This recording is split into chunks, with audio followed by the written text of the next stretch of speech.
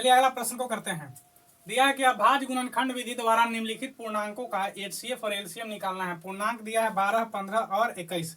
चलिए हल करते हैं फटाफट।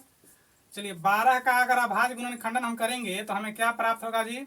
2 गुना 2 गुना 3, ठीक है। 15 का अभाज्य गुणनखंडन करेंगे तो क्या प्राप्त होगा? 3 गुना 5। और 21 का अभाज्य गुणनखंडन करेंगे तो क्या प्राप्त होगा हमको? 3 गुना 7। अब इसको यहाँ सामने इसलिए लिखे हैं ताकि एक रेशा एक जगह रहे, ठीक है। अब चलिए निकालते हैं एचसीएफ और एलसीएम।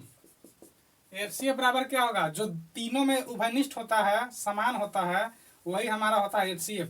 तीनों में मिल गया 3 और बाकी जो बच गया वो एलसीएम होता है और एचसीएफ एक बार, ठीक है। एचसीएफ क्या आया है? 3 गुना, यहाँ एलसीएम में 2 बचा, 2 गो प्लस 5 है, फिर 7 है, ठीक है। अब इसको गुना करेंगे, 3 दूनी 6, 6 दूनी 12, 12 पचास 60 और 60 7 छक 42, 420, ठीक है। यानी कि हमारा एचसीएफ आया 3 और एलसीएम आया 420। क्लियर है? चलिए इसी में दूसरा प्रश्न दिया है 17, 23 और 29, ठीक है। चलिए 17 का हम अभाज्य गुणनखंडन करेंगे तो हमको प्राप्त होगा 1 गुना 17। 23 का करेंगे तो क्या मिलेगा जी? 1 गुना 23। और 29 का करेंगे तो क्या होगा? 1 गुना 29। अभी तीनों में जो मिल जाता है वो एचसीएफ, बाकी जो बच गया एलसीएम, ठीक है। तो एचसीएफ बराबर हमको क्या मिल गया? तीनों में 1 मिल गया तो 1 हो गया एचसीएफ। एलसीएम में क्या होता है? जो एचसीएफ मिला है उसको लिख दीजिए और बाकी जो बचा है सबको लिख दीजिए। तो 17 गुना 23 गुना 29, ठीक है। अभी तीनों को हम लोग जो है गुना करेंगे तो हमें प्राप्त होगा 11,339। ये हमारा हो गया आंसर, ठीक है। इसी तरह से यानी कि पहले हमको अभाज्य गुणनखंडन करना है, ठीक है। और फिर तीनों में जो उभयनिष्ठ होगा वो एचसीएफ होगा और बाकी जो बच जाएगा वह एलसीएम होगा, ठीक है। इसी में अगला दिया है 8, 9 और 25। चलिए हल करते हैं।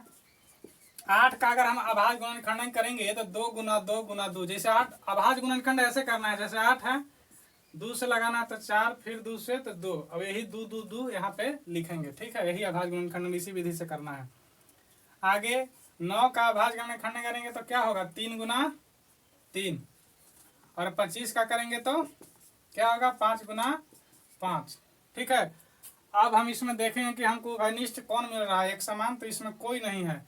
लेकिन गुना 1 गुना 1 गुना 1 कर देंगे तो क्या कोई दिक्कत है? कोई दिक्कत नहीं है। तो यही यानी कि 1 जो है हमारा कॉमन मिल रहा है तीनों में, तो यही हमारा हो जाएगा एचसीएफ। एचसीएफ बराबर 1। एलसीएम बराबर हम क्या बोले कि जो एचसीएफ आया है उसको लिख दीजिए और फिर जो बच गया है सबको लिख दीजिए। जो कॉमन नहीं मिला था उस सबको लिख दीजिए। 1 2 3 गो यहाँ है तो 3 गो 2 लिख दिए, फिर 2 गो 3 है इसको लिख दीजिए, फिर 2 गो 5 है इसको लिख दीजिए, ठीक है। और इस सब को हम गुना करेंगे तो हमें प्राप्त क्या होगा? 1800। यही हमारा हो गया आंसर। क्लियर है?